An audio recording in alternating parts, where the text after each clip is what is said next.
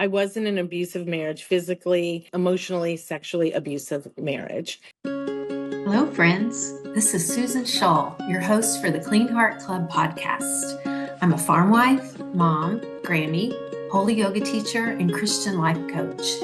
Clean Heart Club is the place for you if you want to learn to live in abundance and walk in freedom to be 100% your true self. I can't wait to share with you guided meditations and sacred story interviews with some of my favorite people. Wherever you are on your path, I'm excited to join hands as we allow our loving Heavenly Father to clean up our hearts and we start living the adventure of our lives with joy and gratitude. This is going to be fun. Hello, Clean Heart Club listeners. It is so good to see you today. And I'm using my big girl mic. This is the first time. Sheri, do you use a mic? I do. I have a mic that's overhead. Yeah. Oh, an overhead mic. Great. Mm-hmm. So I am so tickled that you have joined me. Thank you so much for your kind comments on the last podcast where I talked a little bit about the process of writing my book. And I really appreciate that. I appreciate every one of you who's bought a copy, who's read it, who's left a comment, a review on Amazon or Goodreads. I appreciate that so much. And also, thank you for listening to this podcast. I am so tickled today to introduce you to another one of my friends, Sheri Fisher. Sheri, do you go by Sheri Lynn? Just Sheri. Mm-hmm. Just Sheri. Sheri. Yeah. She always shows up on all my stuff as Sheri Lynn. So Sheri.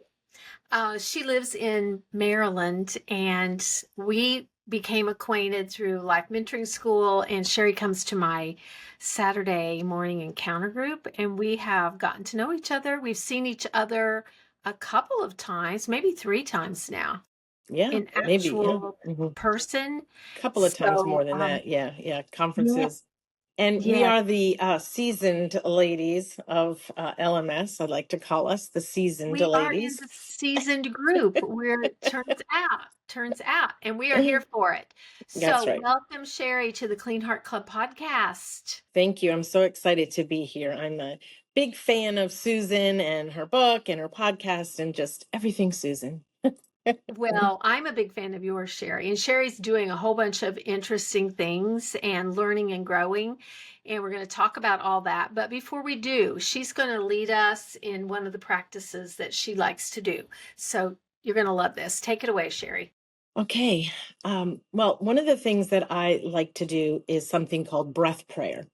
And you know that God has breathed into us that Holy Spirit, and we have that with us at all times as believers. And what a gift that is. And breath prayer is something that you don't have to journal about, you don't have to write, you don't have to have any tools other than your breath and your heart for Jesus. So today, what I'd like you to do is we're going to breathe in and breathe out. And then on the inhale, and I like to do this 4 times. So on the inhale, I'm going to say the words and you're going to like say them in your mind as you inhale. And then we have an exhale. You're going to say them. So inhale will be create in me a clean heart, O God. And on the exhale, and renew a right spirit within me. And this could be a prayer that if you're driving to someplace and you're feeling anxious, or you've just had an encounter with somebody and you're feeling uncomfortable, just go ahead and say these little words to yourself as you breathe in and breathe out. And you will find that that closeness that you feel to God is just incredible, and it will really calm your spirit. So let's go ahead and do our first one. Breathe in. Create in me a clean heart, O God. Exhale and renew a right spirit within me. Inhale. Create in me a clean heart, O God. Exhale and renew a right spirit within me. Inhale. Create in me a clean heart, O God. Exhale and renew a right spirit in me. Last time, nice big inhale. Create in me a clean heart, O God. Exhale and renew a right spirit within me. Amen. I hope that you feel better. Thank you. You know what I noticed?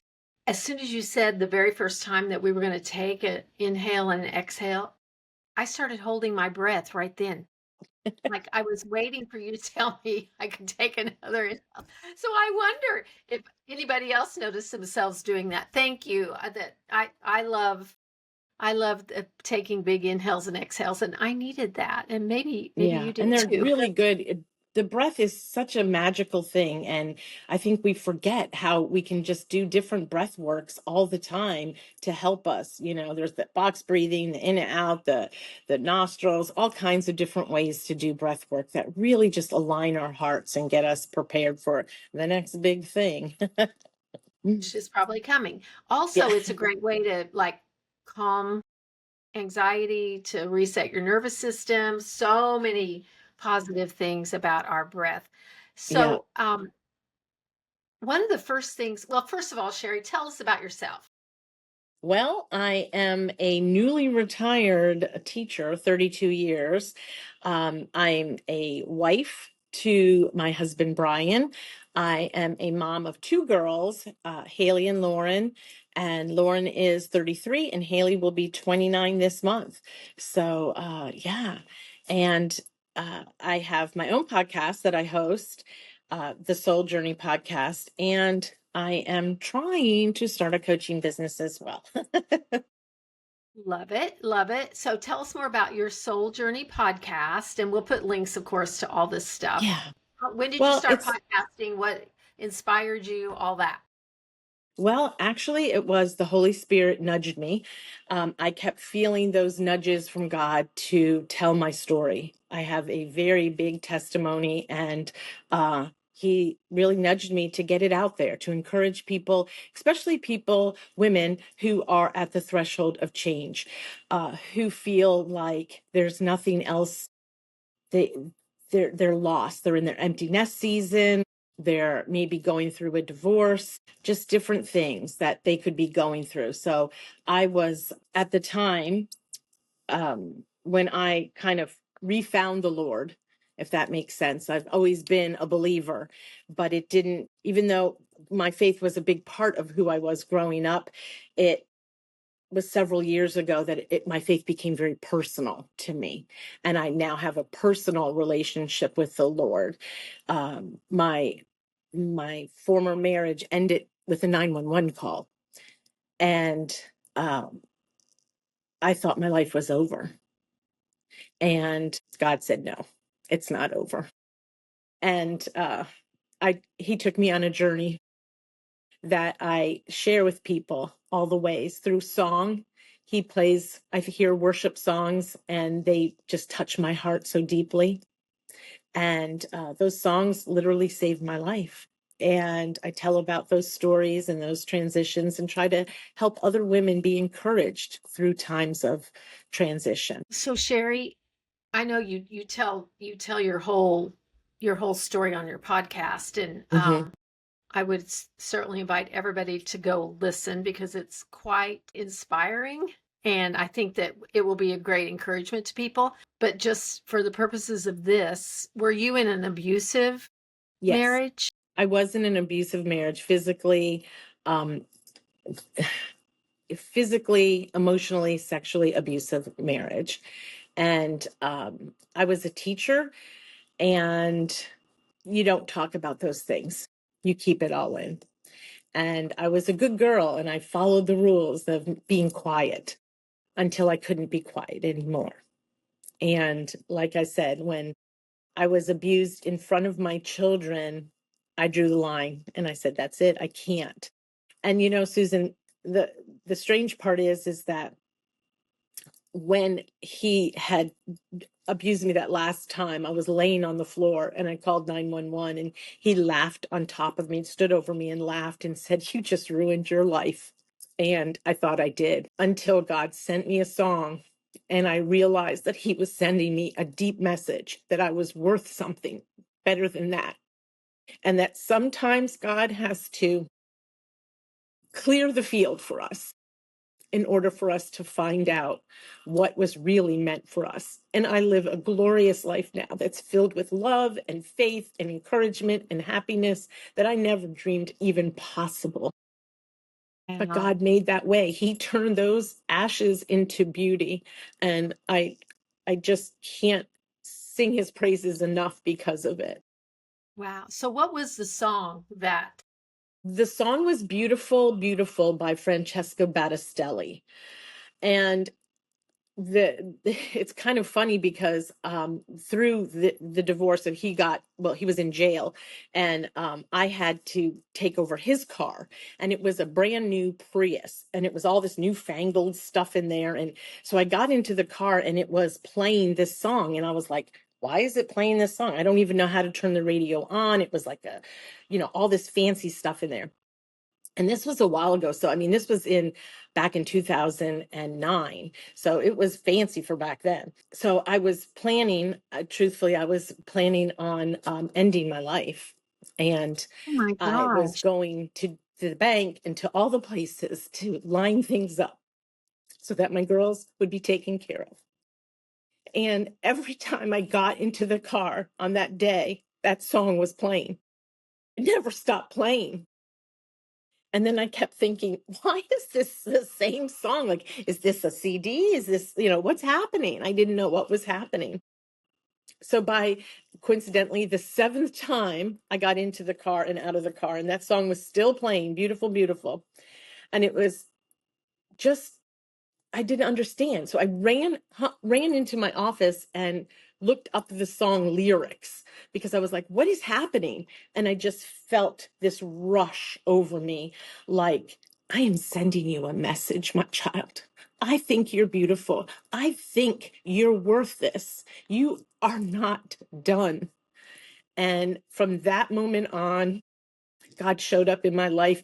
And I think it was just, I became aware of the power of my Lord at that moment. And I was looking for him to show up in all the little things in my life. And he did. And it was just so amazing. Things like my ex-husband had not been paying our bills. So we lost our house. And it's a big, long story with that. And then we had to rent. My girls and I had to rent.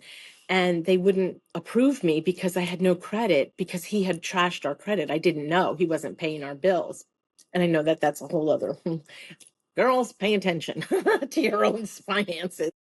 But, so anyways, the person said, I'm sorry, I can't rent to you. I was 4 days away from homelessness. And he called me on the phone, this landlord, and said, did you find a place yet? And I said, no, we didn't. And he said, the strangest thing keeps happening. I keep waking up at night and you keep coming onto my mind.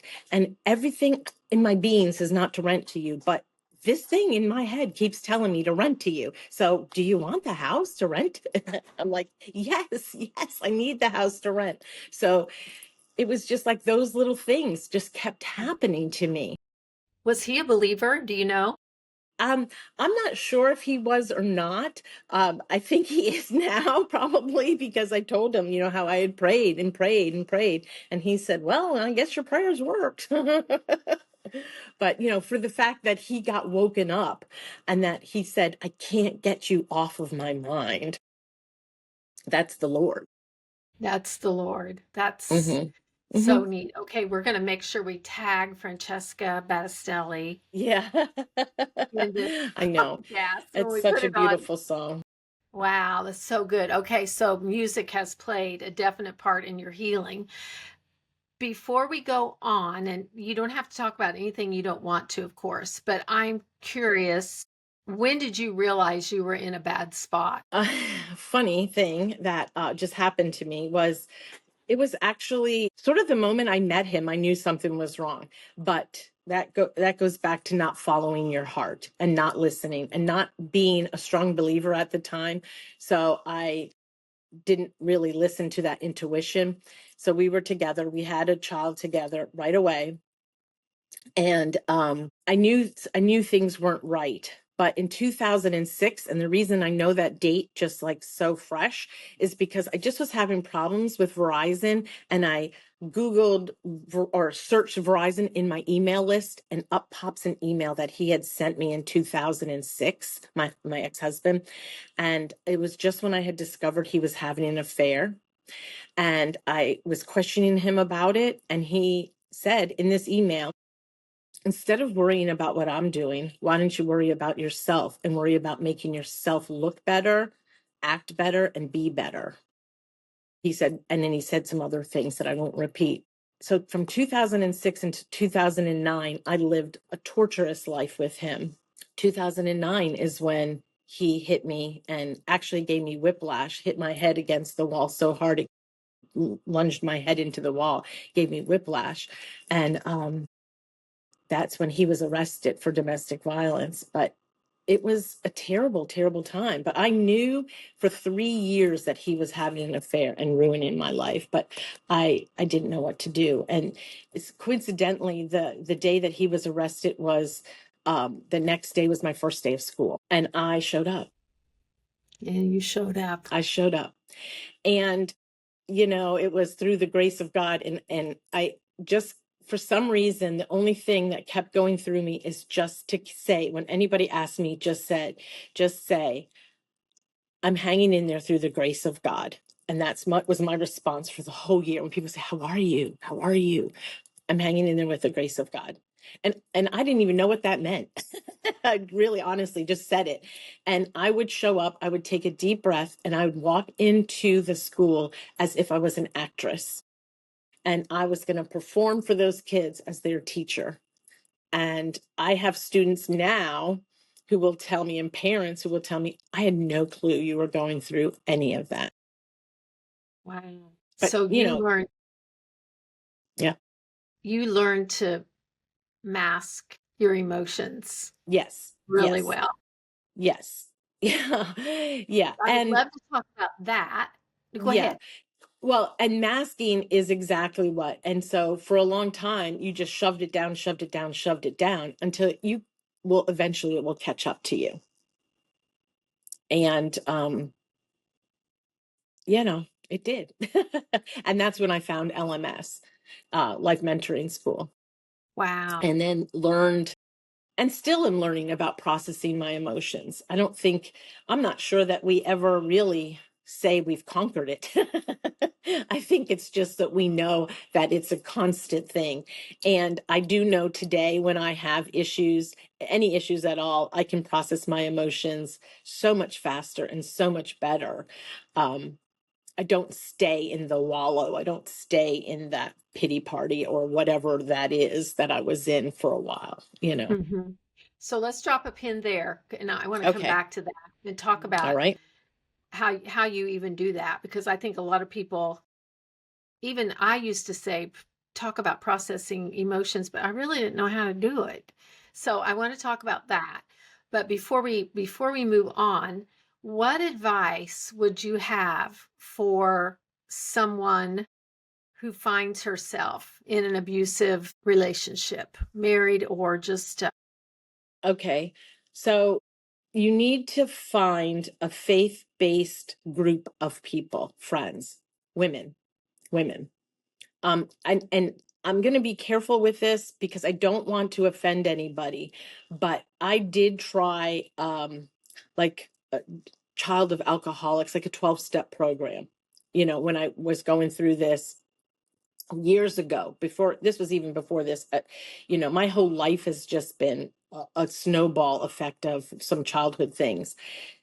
But with the 12-step program, what I noticed is they perpetuate the problem. Every week you go and you tell the story as you need to tell it. So it was like, oh, my dad was an alcoholic, or my ex-husband was an alcoholic and he did this to me. And the crowd would go, oh, so sad, so bad. Oh, and would like give me pity and feel sorry for me and make me feel, I thought, oh, they understand me, but they really didn't understand me. They were just pacifying me, I guess, or whatever, as opposed to when I got into life mentoring school.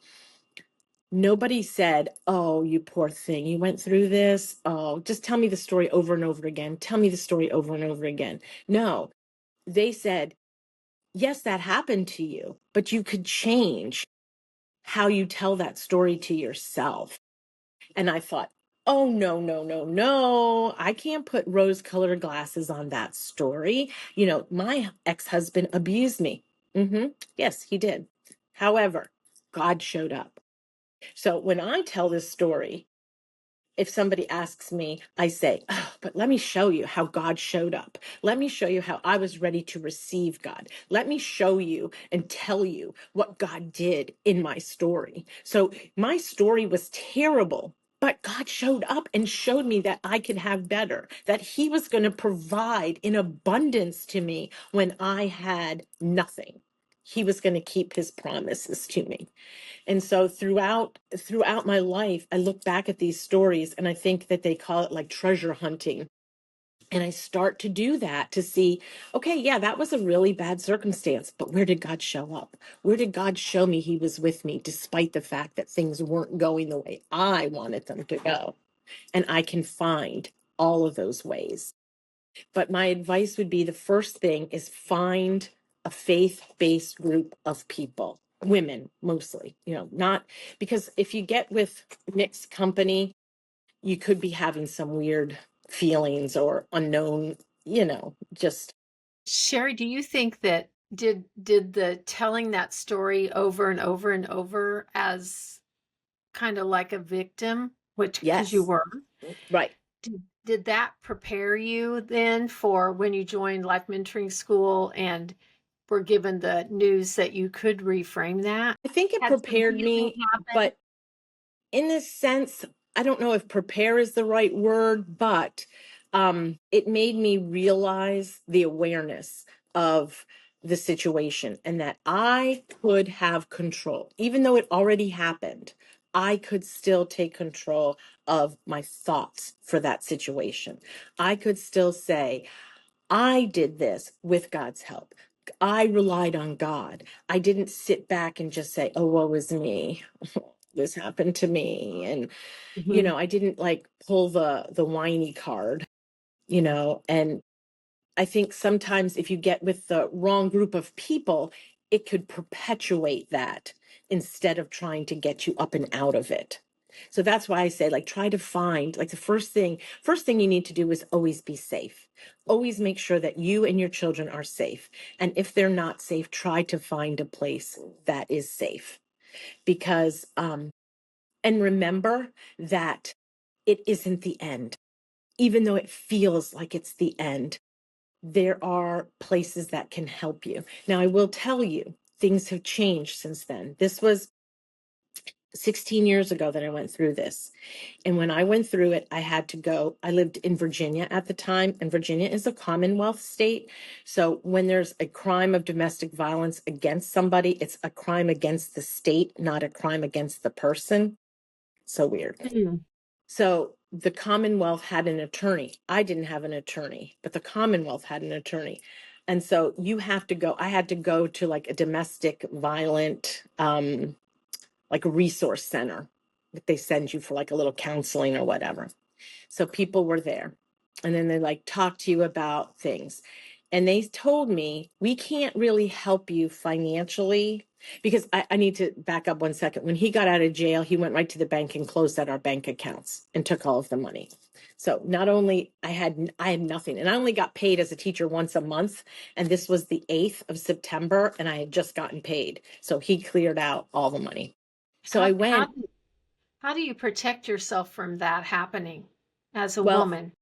as a woman, I have my own bank account. Even though I have a most loving husband in the world, I do have my own bank account, and I do have my Dave Ramsey $1,000 emergency money in there and things like that. Um but yeah, so you just take care of yourself. um if you think you're in a situation that might end, start putting some cash aside. but tried to find some resources. But what they told me is that they couldn't help me because I had a job. And they said, if you quit your job, we can get you a lawyer, we can give you food stamps, we can give you all that. And I'm like, what? I don't want to quit my job. So I did not quit my job. And I think that not quitting my job was a way that I showed my girls too that I had strength and courage to continue on.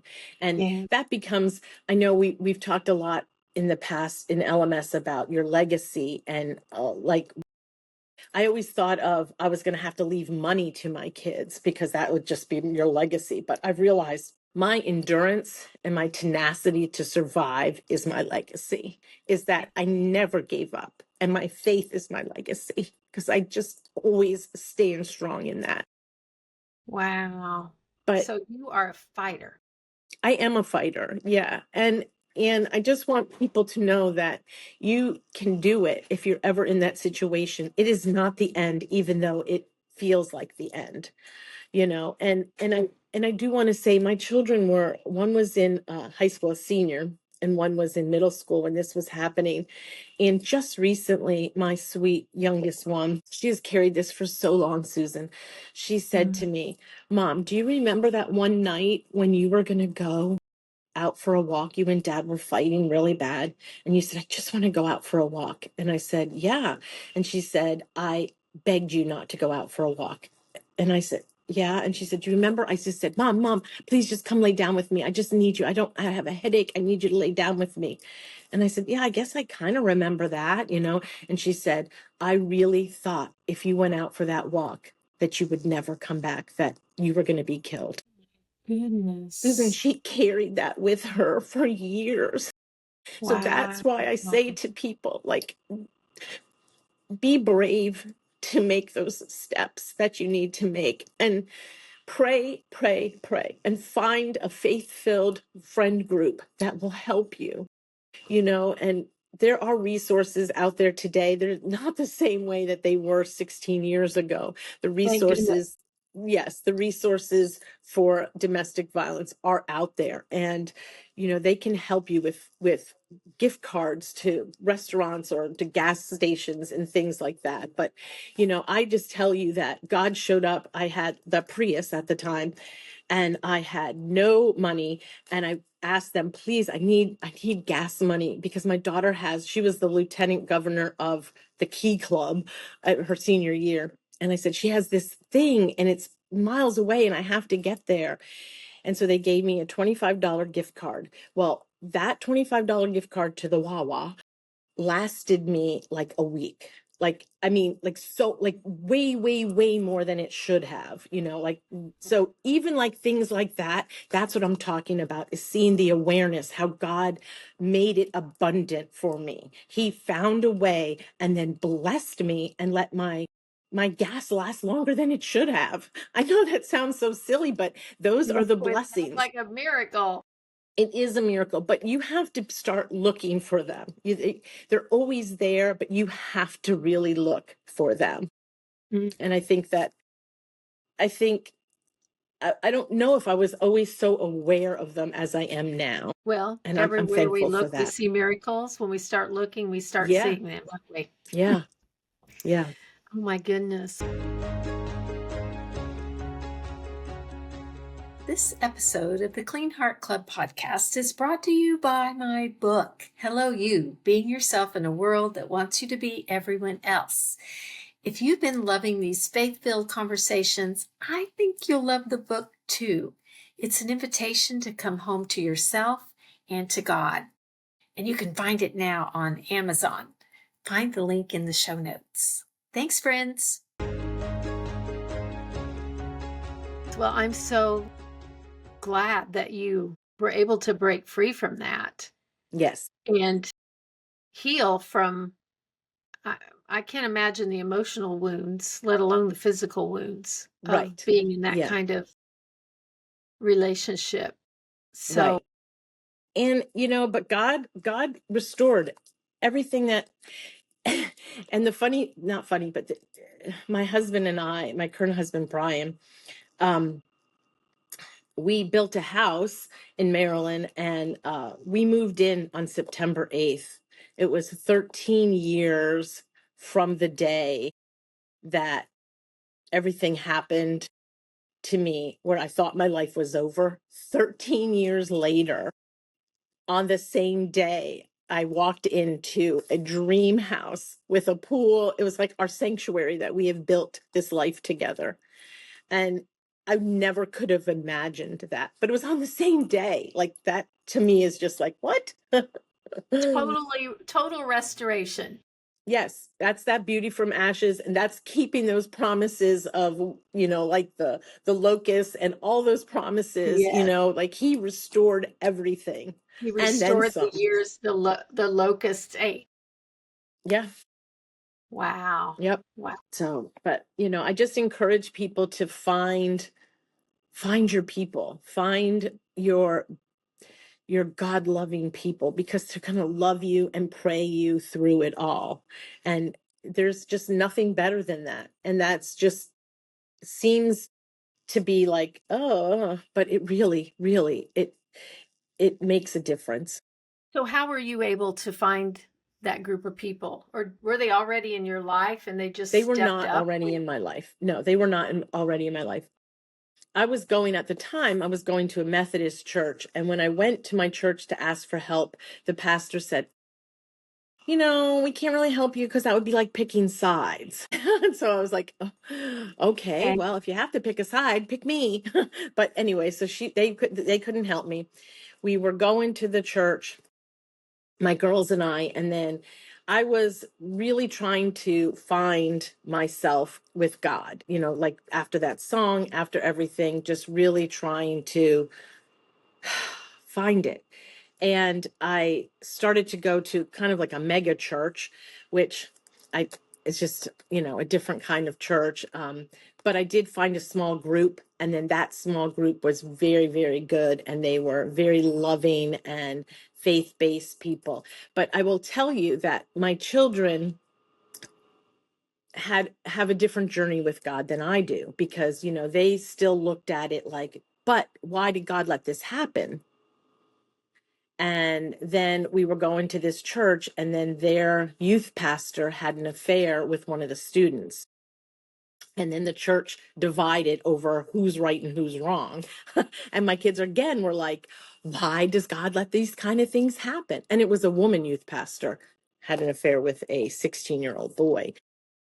So, it's just, and so the only thing I could think of was that old analogy. And I know people say, it's kind of a weird one, but it was the oxygen mask analogy, where I learned that I'm just going to take care of my faith journey. And I'm hoping that that's like the oxygen mask, that I'm putting it on, and I'm going to show my kids what God can do through me.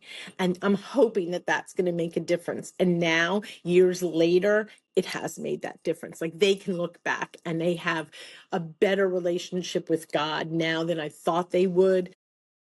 But it was because I didn't force them, and I accepted that they were questioning, but I kept that oxygen mask on. That way I was nurturing myself. And through that, I've gotten to show them God's what it here. means. He's with Wow. us.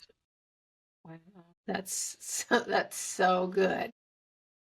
As you were speaking, I just thought, wow, there's the damage that has been done because of, I mean, that this is like the curse. It all goes back to the Garden of Yeah. Eden, where Yeah. the women and men are just our God-given relationship was just tarnished, and Hmm. there's just so Right. much damage that comes from it. Yeah. And it really is. And the only weapon we have is loving and knowing our Lord. And that is the way that we can fight it. And, Susan, years ago, actually, it'll be 4 years on Christmas, my youngest daughter was attacked by a dog, my oldest daughter's dog. And I've told this story many times. And it was very, very violent, very awful. And that's when I joined LMS. That was my breaking point, that I didn't know how to handle my family being torn apart like this.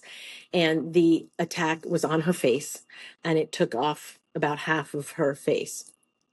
And when I was holding her face on, she reached to me and she said, Mom, can you just speak in tongues? Can you just speak and pray over me? Can you pray over me? And all she could do was recite Jeremiah 29:11. And here she is just reciting this prayer over and over as I am like speaking over her that we were going to be okay, that she was going to be okay. And that's when I knew that God was there.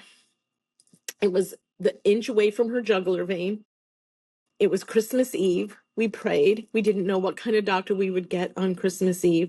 It was her face. We got the most magnificent Jewish plastic surgeon that sewed up her face and did such a beautiful job. And we just prayed and prayed. And I called my army of friends who were great prayer warriors, and I held that phone over her and they prayed out loud over her. And she kept saying, is that angels? Are those angels? Because she was on morphine at the time. But you find your people, and that's going to be your key.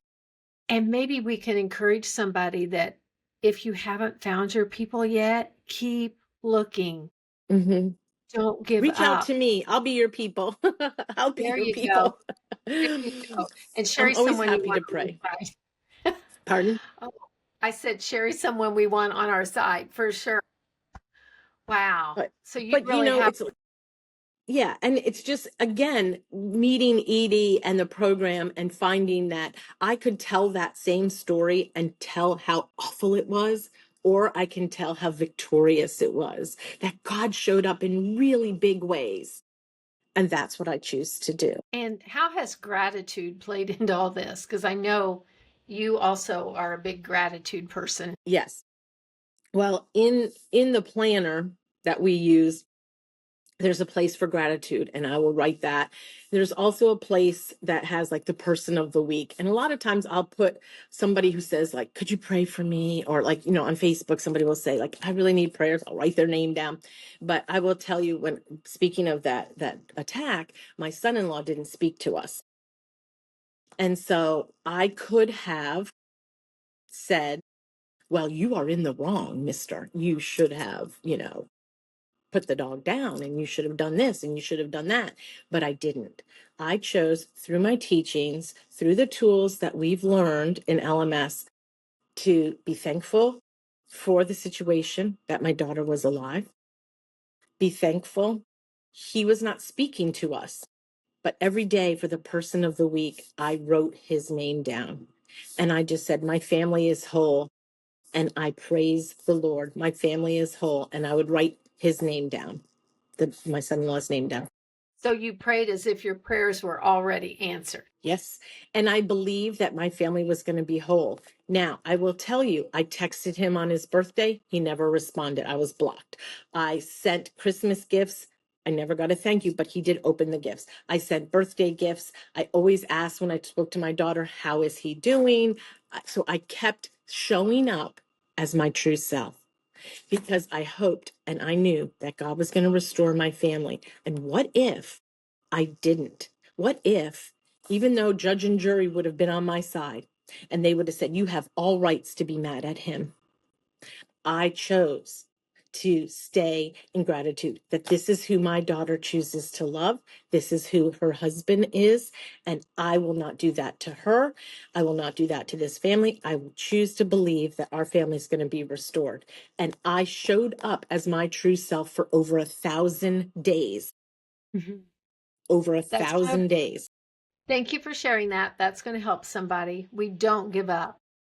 And it's not immediate. Things don't happen. But I did not give up. Over 1,000 days. And then he said, I think it's time we all get together again. I want to be back in the family. And here he is back in the family. Now, what if I had said mean things to him and spoke ill of him and gave my daughter a hard time? I would have lost relationship with her. I would have lost relationship with him. And if they have children, maybe I wouldn't be able to be part of their life then.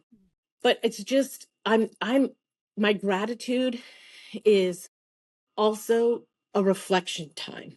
Sometimes if I think, oh, what can I be thankful for? I don't want to just keep saying, I'm thankful for my family. I'm thankful for the sky. I'm thankful for, I start thinking about, I'm thankful, God, that you showed up in these ways. And then I start to think, how has God showed up for me when I didn't expect it?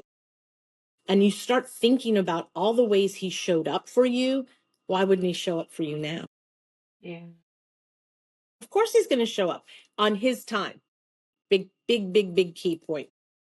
And when we can settle down enough to realize that God was doing something in all the hearts in the midst of that Mm-hmm. of that healing. I'm so glad that that relationship's been restored, Yeah, because me too. Me too. I remember the pain that you expressed.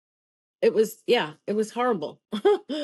And and I'm not trying to sugarcoat it right now and just say, oh yeah, everything's peachy peachy. My daughter still has scars on her face. My daughter still doesn't have feeling on her lip and still feels a little bit betrayed that they didn't put the dog down. So there's still some family issues that reside, but we really try hard to look at the gratitude, look at the fact that we're all together. Look at the fact that we have a little family, but we love each other and we have fun and we laugh and we do things together.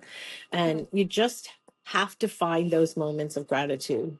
So So important. good. Oh my goodness, we're almost out of time, but just like always, I'm going to have you back. Every guest I Yeah. have, we don't get to finish our But I do conversation want to say one thing that yet. this is the first week of October. It's also our beginning of our last quarter of the year. But somebody told me, and I heard today, that it's also the end of the first quarter of this century. Oh my goodness. Isn't that crazy? That puts a different spin on it. So we've been in the 2000s for 25 years. That's crazy. So, Sherri, what are you going to do to end 2025 well? And everybody gets to decide what that means for them. Yes, they do. What um, what are you thinking for your so final quarter of this century, of this quarter for, of a century? for me, I want to, well, as I said, I just retired. It wasn't planned. I was thinking I was going to go back for another year or two. So I had to kind of sit with a salty taste in my mouth saying like, I wasn't really ready for this, but here Because we we are should tell everybody that you had officially retired in once, and the 2020. school, yeah, the school district called you back because of your Yes, qualifications and their yes, need. yes. And they had a specialty job for me. And then that job wasn't reinstated this year because of the student teacher numbers.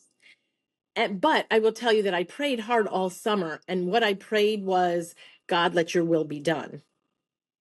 And so when I didn't get my job, I said, okay, God, I'll see you. And so it's made me reflect on, God has something else for me and I need to step into that. And so that's what brings me to my next 90 days is being able to step into this new chapter, my retirement chapter. I want to step into it with courage and clarity. I want to nurture my health. I want to get strong. I just had a total knee replacement. And less than 4 months ago. And you are my witness that at 2.5 weeks, I was on that dance floor. I walked across the stage with just a cane and in cowboy boots at I two don't and a know how half you did weeks. it, but you did it. Yeah. But my next 90 days, I want to have courage and clarity. I want to nurture my health. I want to strengthen my mindset so that I'm living in the abundance and generosity that God has. And I want to just step into the fact that he is my ultimate provider and I'm asking for his guidance. I do want to continue my podcast and I do want to venture out into coaching.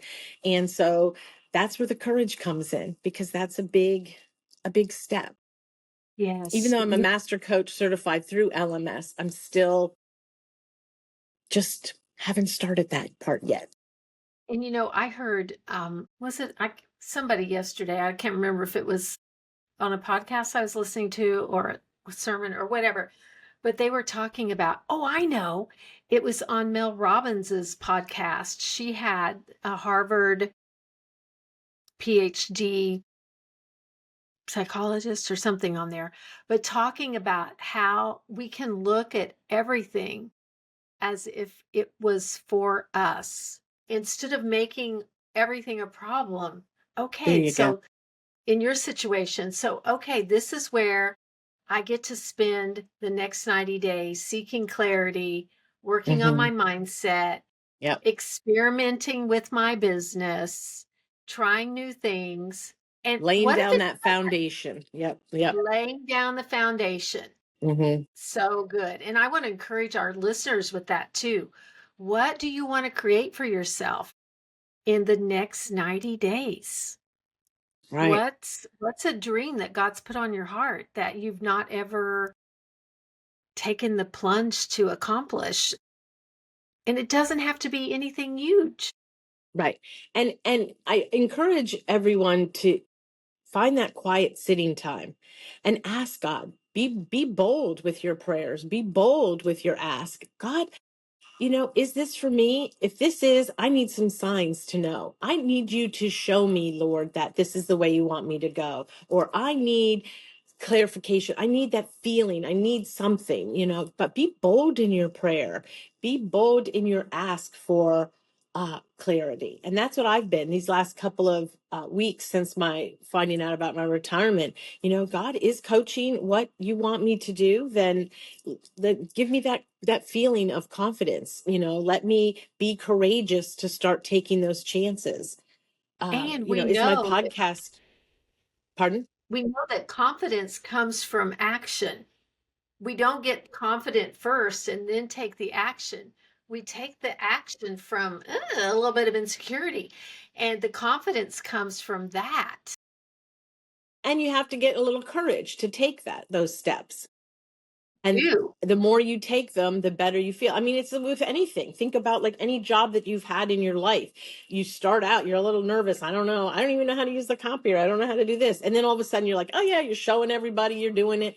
It's just the confidence comes by doing. And that's true. Right. So I'm Right. just at the point now where just taking the courage and praying and trying to let go, honestly, Susan, of some perfectionism because I'm not really great with technology. And so I have trying to change my mindset of that. I'm in the learning era of my Yes. technology and, being able to ask people for help and trying hard to accept help and, again, that clarity of where do I need this help and who can help me without having to spend a lot of money. Because one of the things that we've learned from the great Angela, and I think everybody else, Edie, probably you too, and Aline, is that we don't need to keep consuming. We need to start creating. Yes. So What if we that's went into our creation era? Yeah, that's been a big message for me is to stop Yeah. the consuming of all the information and start just putting it out there. But I have to play with that perfectionism a bit. Yes. So, Stop thinking you have to know more before you can do something. right. Doesn't have to be Just perfect, but I fight that. So that's where I'm so I'm challenged right now.